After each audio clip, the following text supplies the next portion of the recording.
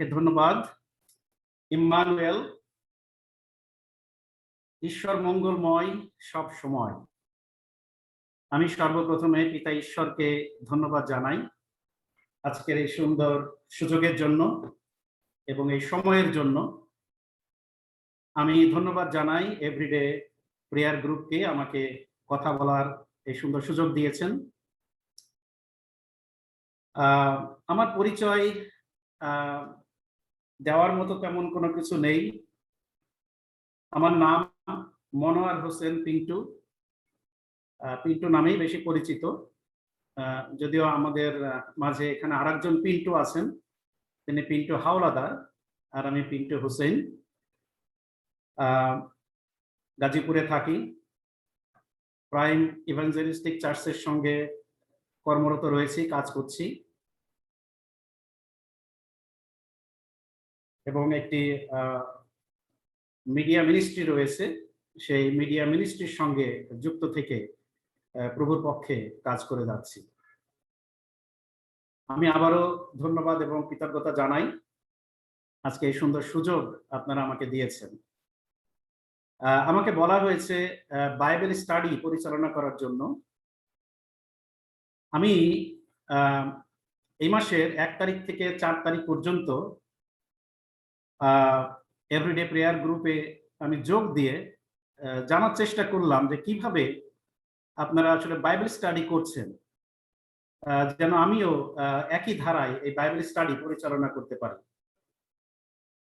যদিও আমি আমাদের যে গ্রুপ আছে, গ্রুপ ফর হিম, সেখানে বাইবেল স্টাডি পরিচালনা করছি প্রতি শনিবারে, তবে সেটা একটু অন্যভাবে, কারণ সেখানে আমরা ব্রেকআউট রুমে গিয়ে সমস্ত অংশগ্রহণকারী যারা থাকেন আমরা সবাই মিলে একসাথে বাইবেলের সে শিক্ষা আমরা খুঁজে বের করে আনার চেষ্টা করি।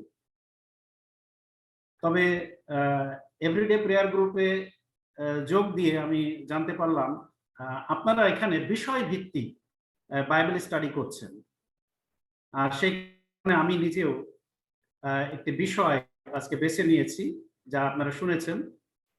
সে বিষয়টা হচ্ছে যে পবিত্র বাইবেলের অভ্রান্ততা এবং বিশ্বাসী জীবনধারা। আমি এই বিষয়ের উপরে আজকে আলোকপাত করতে যাচ্ছি। আমরা সকলে জানি আমাদের পবিত্র বাইবেল এটি সত্য, কিন্তু কেন সত্য সেই প্রশ্ন করলে আমাদের অনেক বিশ্বাসী ভাইরা একটু উত্তর দিতে হিমশিম খান। যদিও বা কেউ কেউ উত্তর দেন, কিন্তু তার সাথে দেখা যায় যে বাস্তবতার কিছুটা ফারাক থাকে। আর যেহেতু পবিত্র বাইবেলের সাথে আমাদের খ্রিস্ট বিশ্বাসীর জীবনধারা অঙ্গাঙ্গিভাবে জড়িত, আর সেই কারণে আমি আজকে এই গুরুত্বপূর্ণ বিষয়টির উপরে আলোকপাত করা জরুরি বলে এবং যুক্তিসঙ্গত বলেই আমি মনে করছি। আপনাদের অনেকের মনে আছে 2004 সালে বিবিসি বাংলা তারা একটি জরিপ চালিয়েছিল, আর সেই বিবিসি বাংলা বিভাগ তারা সে জরিপের মধ্য দিয়ে সর্বকালের সর্বশ্রেষ্ঠ বাঙালি নির্বাচন করার জন্য তারা শ্রোতাদের কাছ থেকে মতামত চেয়েছিল। আর এতে কি হয়েছিল, বহু জ্ঞানীগুণী যারা বিভিন্ন মানুষ সম্পর্কে সচেতন, দেশ সম্পর্কে সচেতন, এইরকম অনেক জ্ঞানীগুণী ব্যক্তি তাদের সুচিন্তিত মতামত বিবিসি বাংলা বিভাগকে পাঠিয়েছিল। আর শ্রোতাদের এই মতামতের ভিত্তিতে তারা নির্বাচন করেছিলেন 20 জন শ্রেষ্ঠ বাঙালিকে। আর এই যে নির্বাচন তারা করেছিলেন, এই নির্বাচনটা করার পিছনে তারা কিছু সুনির্দিষ্ট তথ্যের উপরে ভিত্তি করে এই নির্বাচনটা তারা চালিয়েছিলেন। আর সেই তথ্যের সর্বোচ্চ দাবিগুলো যিনি পূরণ করতে পেরেছিলেন, সেই দাবির পরিপ্রেক্ষিতে বিবিসি বাংলা বিভাগ শ্রেষ্ঠ মানুষকে তারা বের করে নিয়ে এসেছিলেন। আর সেই দাবির উপরে ভিত্তি করেই এই শ্রেষ্ঠত্বের লড়াই তারা নির্বাচন করেছিলেন। আপনারা অনেকে জানেন যে এই 20 জনের তালিকার সব থেকে উপরে যে নামটি ছিল, সেই নামটি ছিল বঙ্গবন্ধু শেখ মুজিবুর রহমানের। দ্বিতীয় স্থানে নামটি ছিল, আর সেটি ছিল বিশ্বকবি রবীন্দ্রনাথ ঠাকুরের। এবং তৃতীয় স্থানে নাম ছিল আমাদের বিদ্রোহী কবি, জাতীয় কবি ছিলেন কাজী নজরুল ইসলামের নাম। এইভাবে একে একে 20 জন পর্যন্ত তারা শ্রেষ্ঠ বাঙালি নির্বাচন করেছিলেন। এখন আমি যদি একটি প্রশ্ন করি যে পৃথিবীর সমস্ত ধর্মগ্রন্থের মধ্যে সব থেকে শ্রেষ্ঠ ধর্মগ্রন্থ কোনটি, তাহলে সেটি প্রমাণ করতে হলে আমাকেও সুনির্দিষ্ট কিছু তথ্য আবিষ্কার করতে হবে, যে তথ্যগুলোর উপরে ভিত্তি করে আমরা শ্রেষ্ঠত্ব প্রমাণ করতে পারব। আর সেই শ্রেষ্ঠত্ব প্রমাণে যে শাস্ত্র গ্রন্থটি এগিয়ে থাকবে, নিঃসন্দেহে সেটি হবে পৃথিবীর সর্বশ্রেষ্ঠ ধর্মগ্রন্থ। ভয়ের কোনো কারণ নেই, আমি এমন কোনো বিতর্কিত বিষয় আজকে আমাদের মধ্যে আলোচনা করব না, কিন্তু পবিত্র বাইবেলের আলোকে আমরা এই বিষয়গুলো একটু বিশ্লেষণ করার চেষ্টা করব। আসুন আমরা সর্বপ্রথমে পবিত্র বাইবেলের দুটি পদ আমরা পাঠ করি। আমরা পাঠ করব 2 তিমথিও 3 অধ্যায় 16 এবং 17 পদ। আমি পাঠ করছি আপনাদের সকলের পক্ষে। 2 তিমথিও 3 অধ্যায় 16 এবং 17 পদ। লেখা আছে, ঈশ্বর নিঃশ্বসিত প্রত্যেক শাস্ত্রলিপি আবার শিক্ষার, অনুযোগের, সংশোধনের, ধার্মিকতা সম্বন্ধীয় শাসনের নিমিত্ত উপকারী। 17 পদ, ঈশ্বরের লোক পরিপক্ক সমস্ত সৎকর্মের জন্য সুসজ্জীভূত হয়। আসুন আমরা প্রার্থনা করি। পবিত্রতম স্বর্গীয় পিতা, আমরা তোমার পবিত্র শাস্ত্রের সম্মুখে এখন রয়েছি। প্রভু, তুমি তোমার যে জীবনদায়ী বাক্য আজকে আমাদের মাঝে দিয়েছো, আজকে সেই বাক্য আমরা কিছুক্ষণের জন্য একটু ধ্যান করব, আলোচনা করব, বিশ্লেষণ করব। প্রভু, তুমি আমাদেরকে তোমার পবিত্র আত্মায় অভিষিক্ত করো। প্রভু, আমি সহ যতজন আজকে এই জুমে উপস্থিত রয়েছি, আমাদের প্রত্যেকের অন্তরকে তুমি অভিষিক্ত করো। তোমার পবিত্র আত্মায় আমাদেরকে পূর্ণ করো, যেন তোমার জীবনদায়ী বাক্য আমরা বুঝতে পারি। তুমি বাক্যের ঈশ্বর, তুমি বাক্য দান করো, আমাদের সঙ্গে থাকো। কেননা প্রভু যিশু তোমার পবিত্র নামে এই প্রার্থনা চাই, আমেন।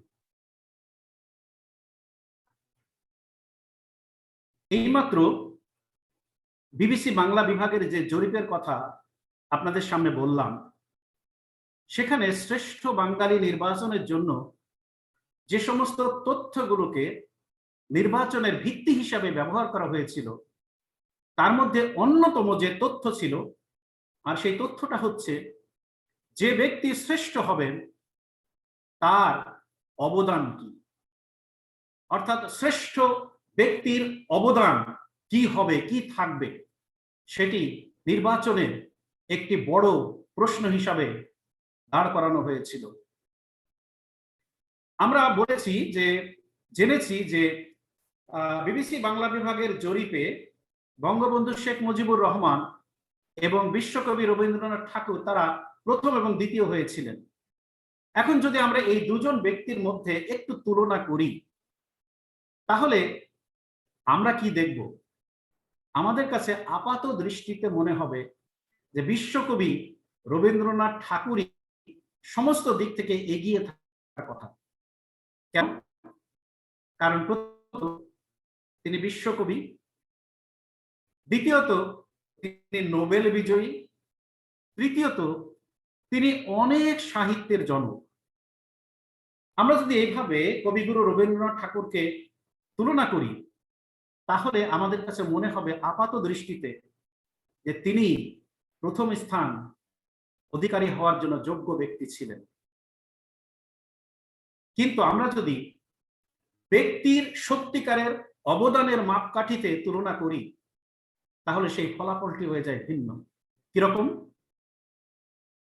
বঙ্গবন্ধু বাংলাদেশ নামক একটি স্বাধীন দেশের জনক। তিনি একটি যুদ্ধ বিধ্বস্ত এবং প্রায় ধ্বংসপ্রাপ্ত একটি পরাধীন দেশকে স্বাধীনতার পতাকা তলে এনেছেন। তিনি নিজের জীবনকে বাজি রেখে 7.5 কোটি মানুষের জীবনকে বাঁচিয়েছেন। পৃথিবীর মানচিত্রে বাংলাদেশ নামক একটি স্বাধীন সার্বভৌম রাষ্ট্র প্রতিষ্ঠা করার জন্য সমস্ত শ্রেণী পেশার মানুষকে একটি সংবিধানের আওতায় এনেছেন। তিনি একাধারে মুক্তিযুদ্ধের সঠিক দিক নির্দেশক, দেশ গঠনকারী, রাষ্ট্রনায়ক এবং সাহসী সংগঠক। এবার আমরা একটু পবিত্র বাইবেলের দিকে ফিরে আসি। পবিত্র বাইবেল ঈশ্বর কর্তৃক প্রদত্ত মানুষের জন্য ঐশ্বরিক সংবিধান। কেন শুধুমাত্র বাইবেলই এই মর্যাদার অধিকারী হয়েছে, অন্য ধর্মগ্রন্থগুলো কেন হয়নি? তার কারণ হচ্ছে পবিত্র বাইবেলের জন্য স্বয়ং ঈশ্বর যে মাপকাঠি সুনির্দিষ্ট করে দিয়েছেন, সেই সমস্ত মাপকাঠিতে কেবলমাত্র পবিত্র বাইবেল উন্নীত হওয়ার সৌভাগ্য লাভ করেছে। আপনি এটিকে যেদিক থেকেই প্রমাণ করার চেষ্টা করেন, সেদিক থেকেই এই অঙ্ক মিলে যাবে। যদিও বিষয়টি ব্যাপকভাবে আলোচনা করবার দাবি রাখে, কিন্তু সময়ের স্বল্পতার কারণে আসুন মাত্র কয়েকটি মাপকাঠি আমাদের আজকের আলোচনার মধ্যে একটু নিয়ে আসি। মাপকাঠি নম্বর 1 আমরা পড়েছি 2 তিমথেয় 3 অধ্যায় 16 এবং 17 পদ। কি লেখা রয়েছে? ঈশ্বরের বাক্য বা শাস্ত্র হচ্ছে ঈশ্বর নিঃশ্বসিত। Every scripture is God breathed. এটি কোনো মানুষের কল্পিত বা বিক্ষিপ্ত বা বিকৃত মস্তিষ্কের কল্পনা প্রসূত কোনো গোজামিল দেওয়া গায়েবী বাণী নয়। এটি সুপরিকল্পিত, সুশৃঙ্খল ঈশ্বরের মুখ নির্গত বাক্য, যা তিনি পৃথিবীর সমস্ত মানব জাতির জন্য পবিত্র আত্মার সক্রিয় অনুপ্রেরণায় তার মনোনীত মানুষ দ্বারা লিপিবদ্ধ করিয়েছিলেন। আর এই কথার প্রমাণ আমরা দেখতে পাই পবিত্র বাইবেলে 2 পিতর 1 অধ্যায় 20 এবং 21 পদে। আমরা পাঠ করি সেই অংশে কি লেখা রয়েছে। 2 পিতর 1 অধ্যায় 20 এবং 21 পদ লেখা আছে, প্রথমে ইহা জ্ঞাত হও যে শাস্ত্রীয় কোনো ভাববাণী বক্তার নিজ ব্যাখ্যার বিষয় নয়, কারণ ভাববাণী কখনো মনুষ্যের ইচ্ছাক্রমে উপনীত হয় নাই, কিন্তু মনুষ্যেরা পবিত্র আত্মা দ্বারা চালিত হইয়া ঈশ্বর হইতে যাহা পাইয়াছেন তাহাই বলিয়াছেন। প্রিয় ভাই বোন, আমাদের গৌরবময় ঈশ্বর কোন আজগুবি কথা, কোন আজগুবি ফেরেশতা বা স্বর্গদূত দ্বারা নাম সর্বস্ব কোনো একক লোকের দ্বারা লিপিবদ্ধ করেননি। ইতিহাস আমাদেরকে এই সাক্ষ্য দিচ্ছে যে 40 জন লেখক 1600 বৎসর ধরে পবিত্র বাইবেল লিপিবদ্ধ করেছেন, যাদের অনেকের সাথে ভৌগোলিক কোনো যোগাযোগ ছিল না।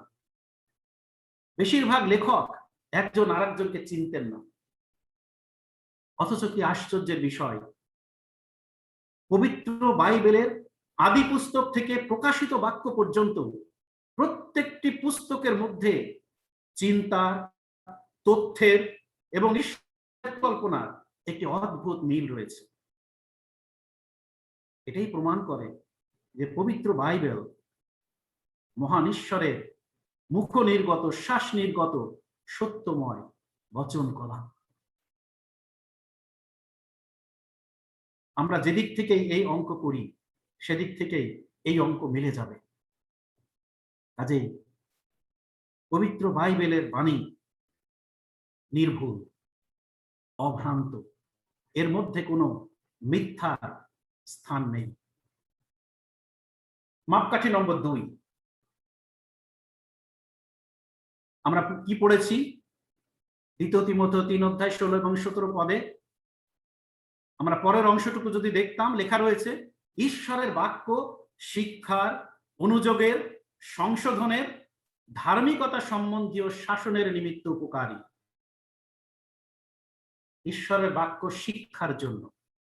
কি শিক্ষার জন্য?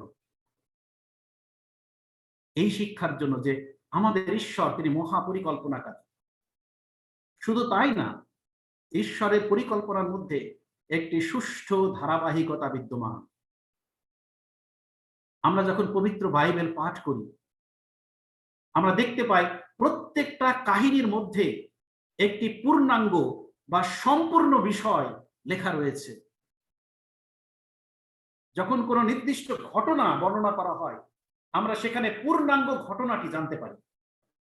একটু এখান থেকে আরেকটু ওখান থেকে নিয়ে কোনো গোঁজামিল দিয়ে বাইবেলকে মোটা তাজা করা হয়নি। ঈশ্বর তার নিজ মহিমাতেই বাইবেলকে প্রয়োজনীয় তথ্য দিয়ে স্বাস্থ্যবান পুস্তকে রূপান্তরিত করেছেন। আর সেই কারণে পবিত্র বাইবেল পাঠ করলে খ্রিস্ট ভক্তদের মনে শান্তির উদয় হয়। খ্রিস্ট ভক্ত শান্তি খুঁজে পায়, মনের মধ্যে ভালোবাসার ফল্গু ধারা উৎসারিত হয়, ঈশ্বরের প্রতি গভীর ভালোবাসায় হৃদয় সিক্ত হয়, কারণ এটি ঈশ্বরের মধুর বাক্য। আর সেজন্য একজন ভক্ত এই কথা গানে লিখেছে, সুন্দর বাক্য, মধুর বাক্য, জীবনদায়ী বাক্য। ঈশ্বরের বাক্য হচ্ছে জীবনদায়ী বাক্য, এটি জীবন হরণকারী বাক্য নয়। প্রিয় ভাই বোন, পবিত্র বাইবেল পাঠ করলে মনের মধ্যে জিহাদি জোশ জেগে ওঠে না, মানুষ খুন করার জন্য উন্মত্ত বাসনাও জেগে ওঠে না, কিন্তু ঈশ্বরের প্রতি ভয়, মানুষের প্রতি ভালোবাসা জেগে ওঠে। আর সেই কারণেই সাধু দাউদ এই কথা বলেছিলেন, কারণ তোমার বাক্য আমি হৃদয়ের মধ্যে সঞ্চয় করিয়াছি, যেন তোমার বিরুদ্ধে পাপ না করি।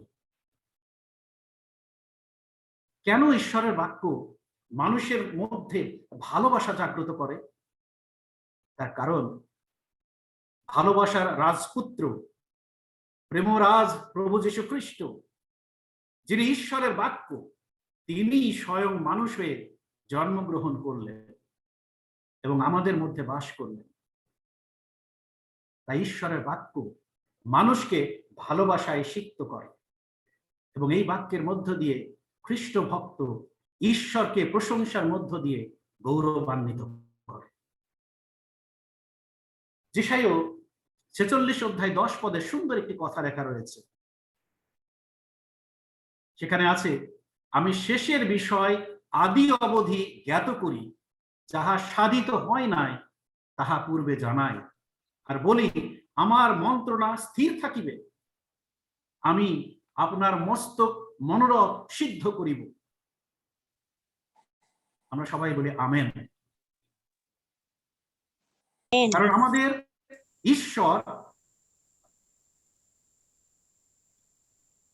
তিনি যা করবেন থাকেন।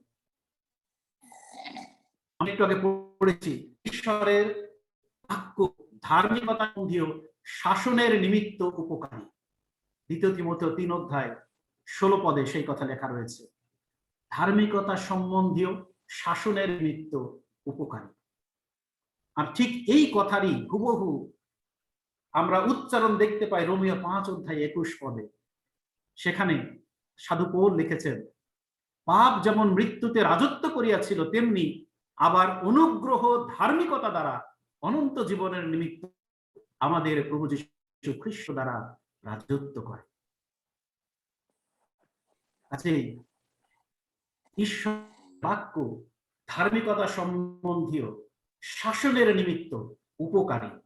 ঈশ্বরের মধুর বাক্য কখনো মানুষকে অপকার করে না, কখনো কোনো হিংসা, হানাহানি, দ্বন্দ্ব এই সমস্ত কিছুর ভিতরে ঈশ্বরের বাক্য কখনো আমাদেরকে নিয়ে যায় না। সেই জন্যই ভক্ত এই গানে বলেছিলেন, সুন্দর বাক্য, মধুর বাক্য, জীবনদায়ী বাক্য। আমাদের পবিত্র বাইবেল মানুষের মধ্যে জীবনে উদ্গম করে। তৃতীয় মাপকাঠি, ভবিষ্যৎবাণীর পূর্ণতা। ঈশ্বরের সবচেয়ে গুরুত্বপূর্ণ প্রকাশ হচ্ছে ভবিষ্যৎবাণীর প্রকাশ, এবং তার পূর্ণতার মধ্য দিয়ে ঈশ্বর তার বাক্যকে সংস্থাপিত করেছেন। আমরা যদি পৃথিবীর সমস্ত শাস্ত্র গ্রন্থকে ভবিষ্যতের এই ছাঁচে ফেলব, আমরা যখন সেই ছাঁচে ফেলে পরিমাপ করব, তখন তার আসল রূপ বের হয়ে পড়বে। এই অগ্নি পরীক্ষায় কেবলমাত্র পবিত্র বাইবেল উত্তীর্ণ হওয়ার সৌভাগ্য অর্জন করেছে। কেন? কারণ পবিত্র বাইবেল শুধুমাত্র ভবিষ্যৎবাণী করেই ক্ষান্ত হয়নি, সেই ভবিষ্যৎবাণীর পূর্ণতাও লাভ করেছে। তার প্রমাণ আমরা পাই পবিত্র বাইবেলে। যদি দ্বিতীয় বিবরণ 8 অধ্যায় 20, 21 এবং 22 পদ পড়তাম, একদম পরিষ্কার করে সেখানে এই কথা লেখা রয়েছে, কিন্তু আমি যে বাক্য বলিতে আজ্ঞা করি নাই, আমার নামে যে কোনো ভাববাদী সাহসপূর্বক তাহা বলে, কিংবা অন্য দেবতাদের নামে যে কেহ কথা বলে, সেই ভাববাদীকে মরিতে হইবে। আর তুমি যদি মনে মনে বলো, সদাপ্রভু যে বাক্য বলেন নাই, তাহা আমাকে কি প্রকারে জানিব, তাহা আমরা কি প্রকারে জানিব? তবে কোন ভাববাদী সদাপ্রভুর নামে কথা কহিলে, যদি সেই বাক্য পরে সিদ্ধ না হয় ও তাহার ফল উপস্থিত না হয়, তবে সেই বাক্য সদাপ্রভু বলেন নাই। ওই ভাববাদী দুঃসাহসপূর্বক তাহা বলিয়াছে, তুমি তাহা হইতে উদ্বিগ্ন হইও না। বাইবেলে এমন কোনো বিষয় নেই, এমন কোনো ভাববাণী নেই, অথবা এমন কোনো ভাববাদী নেই যিনি নিজে সাহস করে এমন কোনো কথা বলেছেন আর তার সেই ভবিষ্যৎবাণী সফল হয়নি। এমন কোনো নজির আমরা পাই না। যদিও পবিত্র বাইবেলে অনেক মিথ্যা ভাববাদীর কথা বলা হয়েছে এবং তারা তাদের প্রাপ্য শাস্তিও পেয়েছে। কোন কোন ধর্মশাস্ত্রে এরকম কথা লেখা রয়েছে, যদি তুমি তোমার নিজের কিতাব সম্বন্ধে কোন প্রকারে সন্দিহান হও, তাহলে তোমার পূর্বের কিতাব যারা পাঠ করে তাদের কাছে জিজ্ঞাসা করো। এতে কি প্রমাণ হয় না যে ঈশ্বরের মধুর বাক্য নির্ভুল, সত্য এবং সঠিক?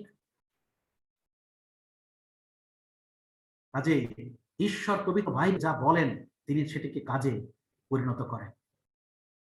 আমরা তার প্রমাণ দেখতে পাই আদিপুস্তক 3 অধ্যায় 15 পদে। আমরা সবাই জানি, সেখানে লেখা রয়েছে, আর আমি তোমাতে ও নারীতে এবং তোমার বংশে ও তাহার বংশে পরস্পর শত্রুতা জন্মাইব। সে তোমার মস্তক চূর্ণ করিবে এবং তুমি তাহার পাদমূল চূর্ণ করিবে। আদিপুস্তকে এটি ছিল ভবিষ্যৎবাণী, আর এই ভবিষ্যৎবাণীর পূর্ণতা আমরা দেখতে পাই নতুন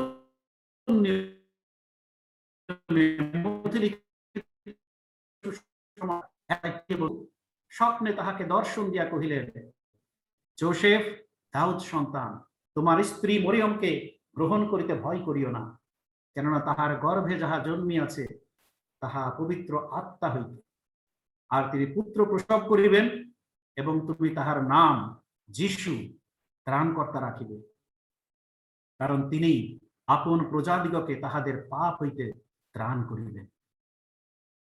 শুধু কি তাই?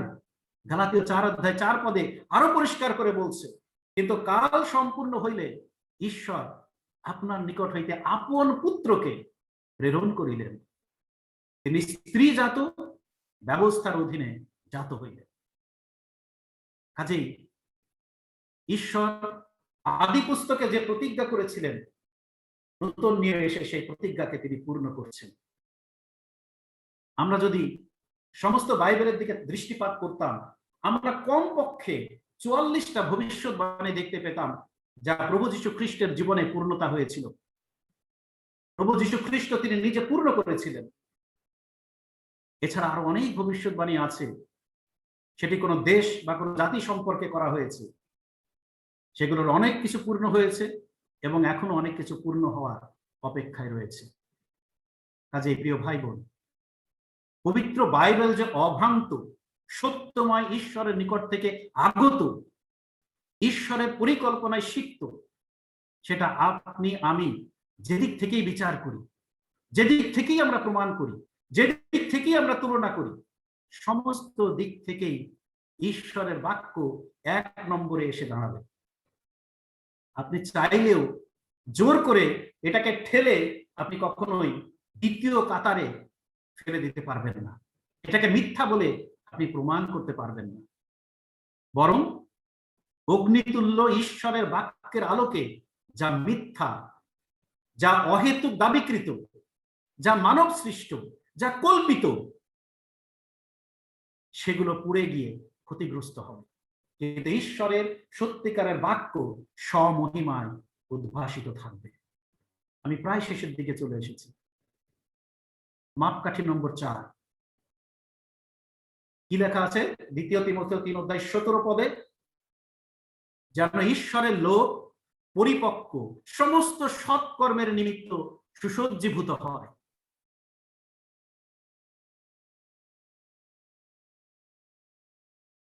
আমি আজকে যে বিষয় নিয়ে আপনাদের সঙ্গে কথা বলছি, আর সেটা হলো ঈশ্বরের বাক্যের অভ্রান্ততা এবং বিশ্বাসের জীবনধারা। 17 পদটি আমাদেরকে স্পষ্ট করে কথা বলছে, ঈশ্বরের লোক যেন পরিপক্ক হয়, সমস্ত সৎকর্মের জন্য সুসজ্জীভূত হয়। ঈশ্বরের বাক্য মানুষকে জীবন পথে চালায়, কারণ ঈশ্বরের বাক্যের মধ্যে জীবন আছে। আমরা সবাই জানি, যোহন লিখিত সুসমাচার 1 অধ্যায় 1 থেকে 5 পদে লেখা রয়েছে, আদিতে বাক্য ছিলেন এবং বাক্য ঈশ্বরের কাছে ছিলেন এবং বাক্য ঈশ্বর ছিলেন। তিনি আদিতে ঈশ্বরের কাছে ছিলেন। সকলই তাহার দ্বারা হইয়াছিল, যাহা হইয়াছে তাহার কিছুই তাহা ব্যতিরেকে হয় নাই। তাহার মধ্যে জীবন ছিল এবং সেই জীবন মনুষ্যগণের জ্যোতি ছিল, আর সেই জ্যোতি অন্ধকারের মধ্যে দীপ্তি দিতেছে, আর অন্ধকার তাহা করিল না। ঈশ্বরের বাক্যের মধ্যে রয়েছে জীবন, যেটি ঈশ্বরের সত্যিকারের বাক্য, তার মধ্যে থাকবে জীবন। এটি কোনো জড় পদার্থ নয়। ঈশ্বরের বাক্য পবিত্র বাইবেল কোনো ইতিহাস পুস্তক নয়। ঈশ্বরের বাক্য কোনো বাংলা, কোনো অঙ্ক, কোনো শাস্ত্র, কোনো গণিত পুস্তক নয়। এটি ঈশ্বরের জীবন্ত বাক্য, কারণ এর মধ্যে রয়েছে জীবন। ঈশ্বরের পবিত্র আত্মায় সিক্ত, ঈশ্বরের পবিত্র বাণী। আর ঈশ্বরের বাক্যের সব থেকে বড় গুণ হচ্ছে ঈশ্বরের বাক্য নিজেই তার নিজের বিশ্লেষক। অর্থাৎ ঈশ্বরের বাক্যকে বিশ্লেষণ করতে গেলে আমাদের অন্য কোনো পুস্তকের প্রয়োজন হয় না। আমাদের আরেকটি প্রকাশিত বা ঈশ্বর কাছ থেকে প্রাপ্য আরেকটি দ্বিতীয় কোনো পুস্তক আমাদের প্রয়োজন হয় না, কারণ ঈশ্বরের বাক্য নিজেই নিজের পরিপূরক। ঈশ্বর যে উদ্দেশ্যে তার বাক্যকে প্রেরণ করেছেন, ঈশ্বর তার সেই বাক্যকে, সেই উদ্দেশ্যকে সফল করে তারপরে তিনি ক্ষান্ত হন। কেন? কারণ ঈশ্বরের বাক্য পবিত্র আত্মায় সিক্ত। যেশাইয়া 55 অধ্যায় 10 এবং 11 পদে এই কথা লেখা রয়েছে, বাস্তবিক হিম বা বৃষ্টি আকাশ হইতে নামিয়া আইসে, আর সেখানে ফিরিয়া যায় না, কিন্তু ভূমিকে আর্দ্র করিয়া ফলবতী ও অঙ্কুরিত করে, এবং বপনকারীকে বীজ ও ভক্ষককে ভক্ষ দেয়। আমার মুখ নির্গত বাক্য তেমনই হইবে, তাহা নিষ্ফল হইয়া আমার কাছে ফিরিয়া আসিবে না, কিন্তু আমি যাহা ইচ্ছা করি তাহা সম্পন্ন করিবে, এবং যে জন্য তাহা প্রেরণ করি সে বিষয়ে সিদ্ধার্থ হইবে। হালেলুয়া। ঈশ্বরের বাক্যের মূল উদ্দেশ্য হচ্ছে মানুষের অন্তরে ফল উৎপন্ন করা, মানুষের জীবনধারাকে ভালোর দিকে বদলে দেওয়া। প্রভু যীশু খ্রিস্ট বাক্যরূপী ঈশ্বর, তিনি ঈশ্বরের বাক্যের মতোই সত্য ও অভ্রান্ত।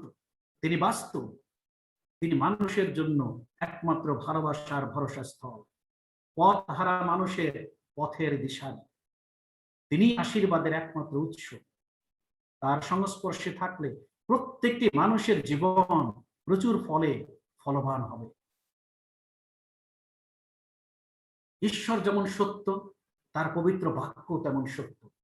সেই জন্য প্রভু যীশু খ্রিস্ট তিনি এই কথা বলেছেন যখন 15 অধ্যায় 5 পদে, আমি দ্রাক্ষালতা তোমরা শাখা, যে আমাতে থাকে এবং যাহাতে আমি থাকি সেই ব্যক্তি প্রচুর ফলে ফলবান হয়, কেননা আমার ভিন্ন তোমরা কিছুই করিতে পারো না।